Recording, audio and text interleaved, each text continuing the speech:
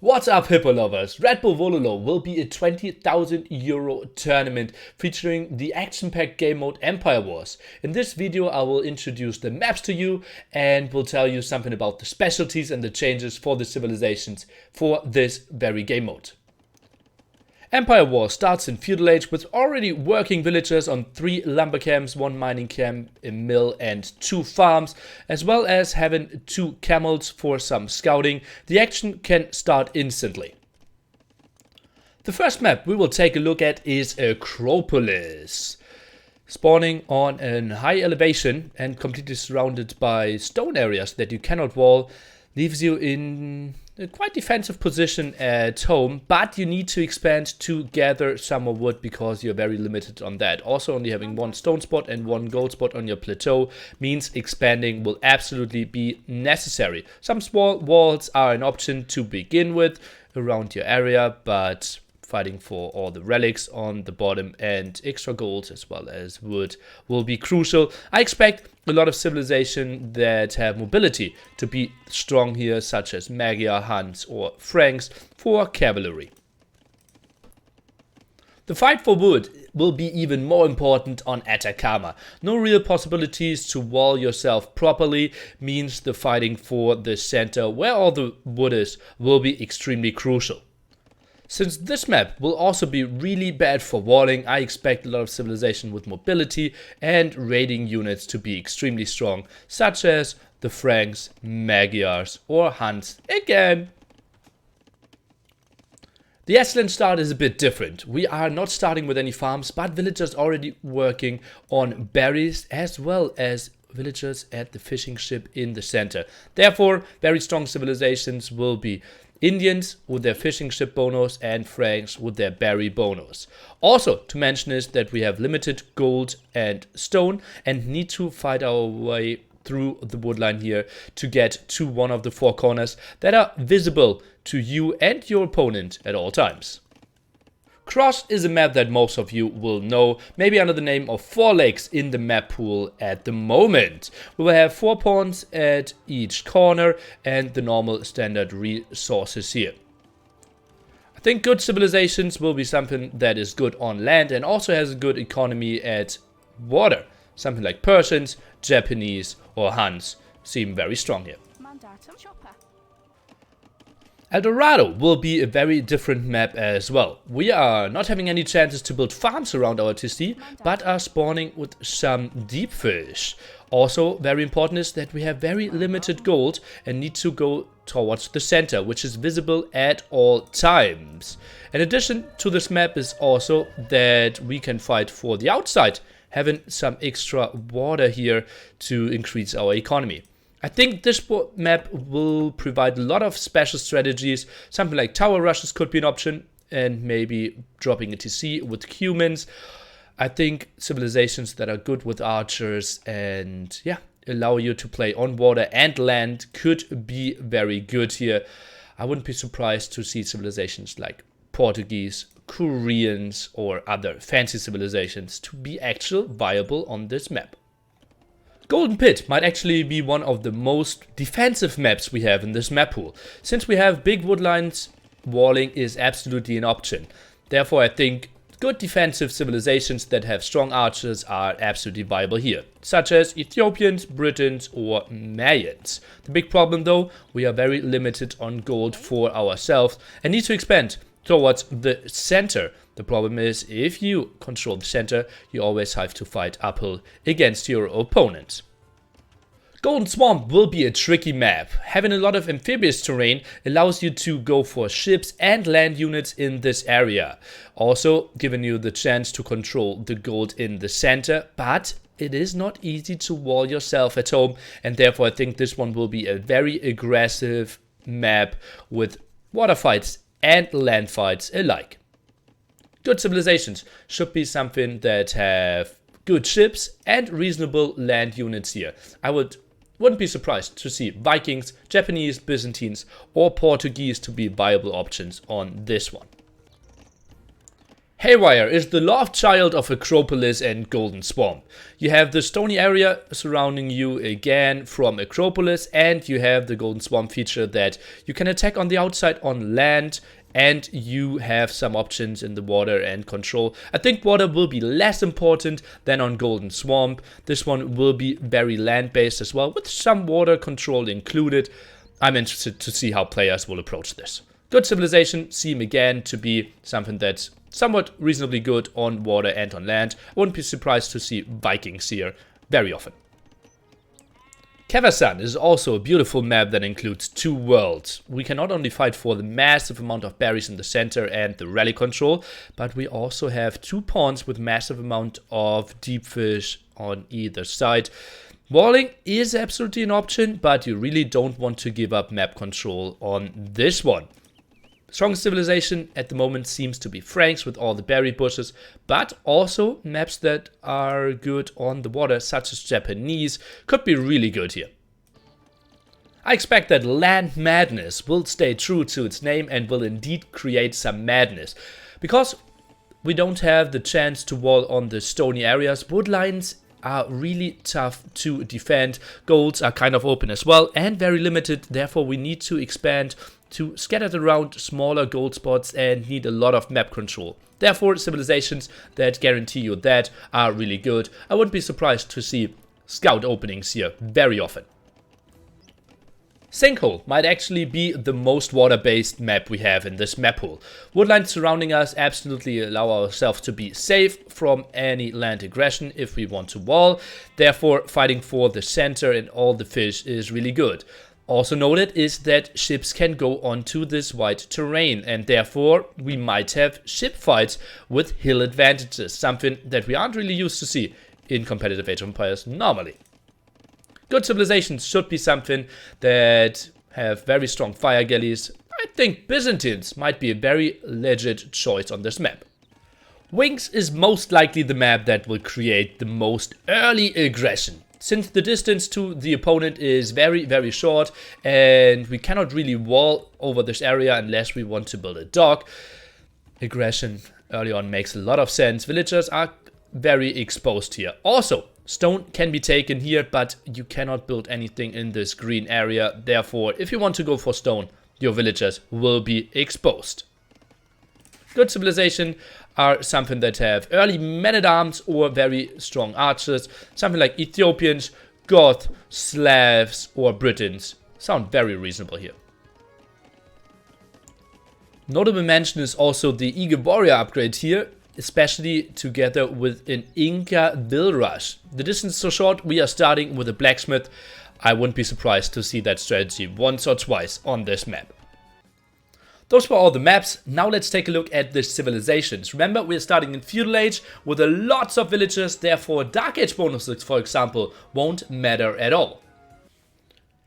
Aztecs, which are normally considered to be one of the strongest civilizations, won't be that viable on Empire Wars. Lacking cavalry really hurts you.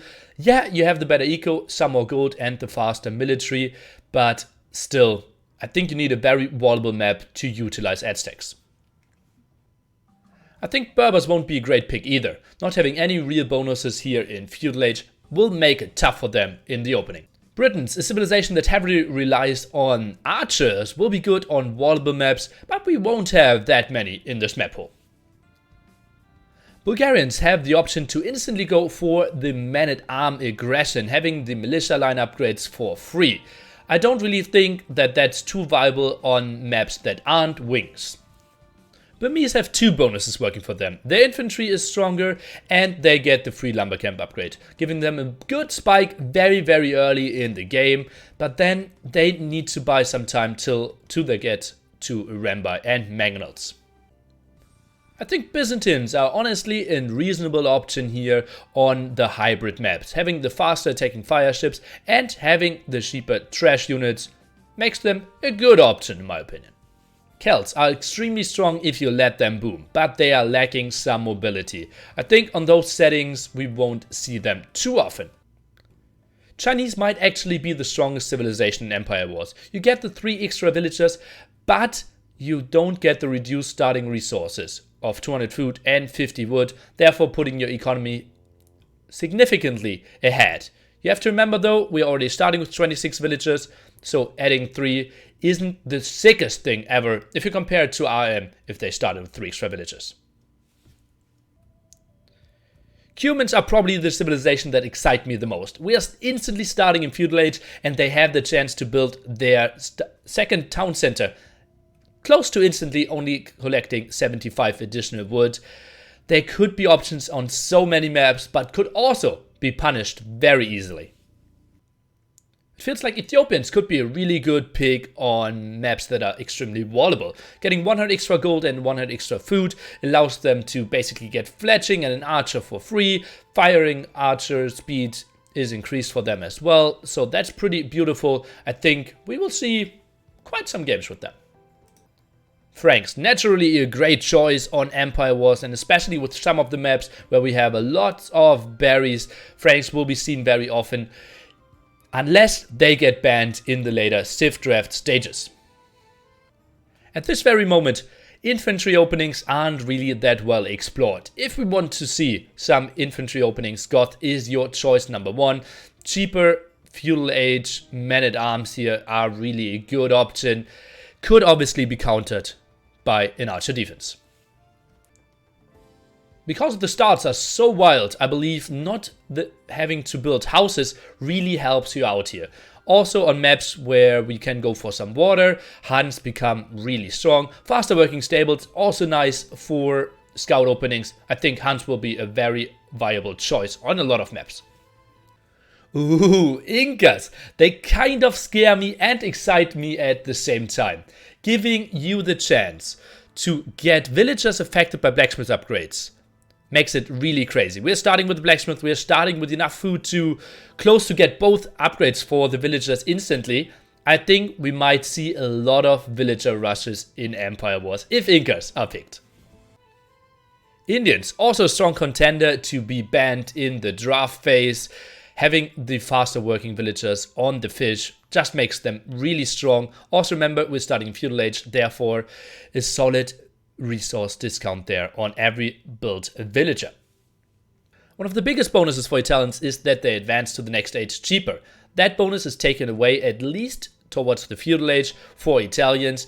I don't think we will see too many fishing ships on most maps because that will be contested. I still like Italians for maps like Cabazon, but I don't think we will see them too often, especially on land maps. Japanese also lose their bonus quite heavily when it comes to mills, lumber camps and mining camps, because you already start with quite some of them. Infantry attacking faster and the bonus for the fishing ships might still make them viable when it comes to hybrid maps. Khmer, considered to be really strong in RM at the moment. Not really sure how they will perform in Empire Wars here. I think that's the civilization that I will have most problems with to predict.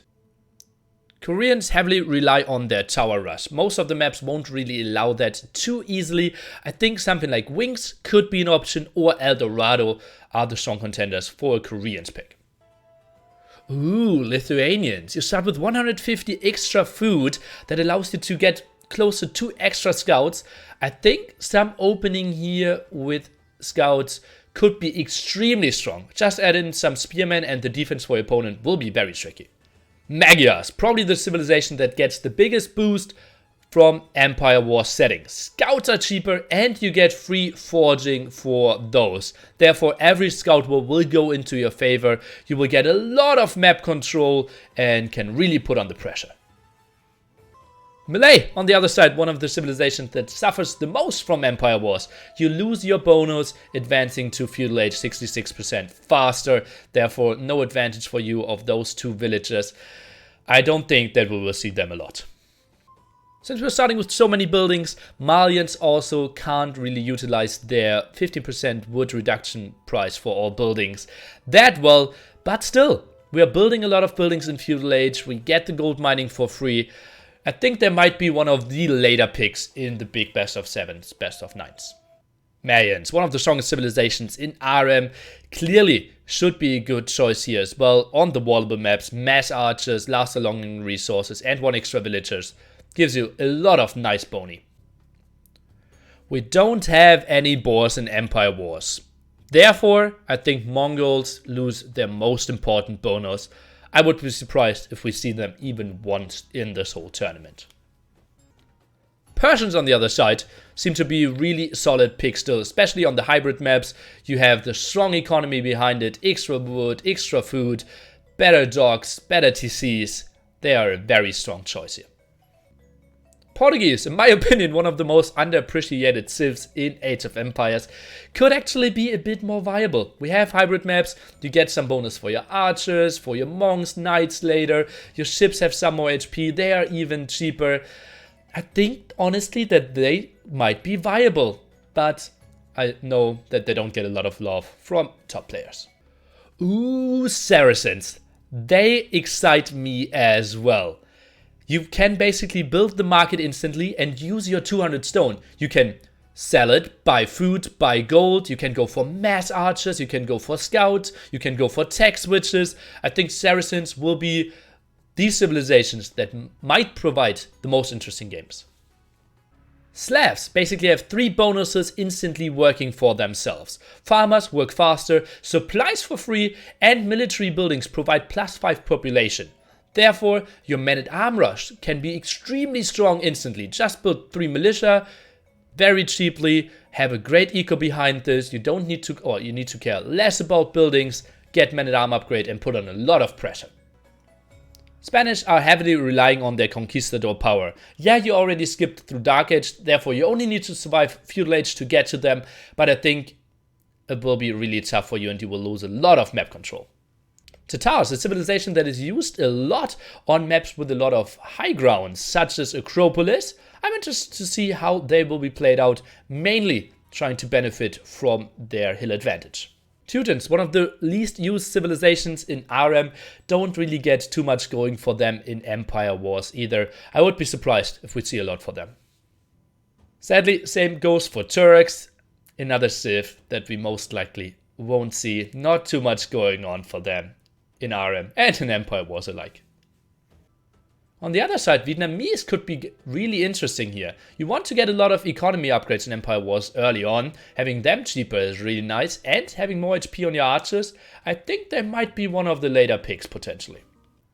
We will see a lot of Vikings though. Having wheelbarrow for free instantly is just so massive. A big advantage over all other civilizations, and also getting onto a lot of galleys on the maps like Haywire could be a really good option. That's it from me. I hope you're excited for that action-packed tournament. Goodbye, Hippo lovers.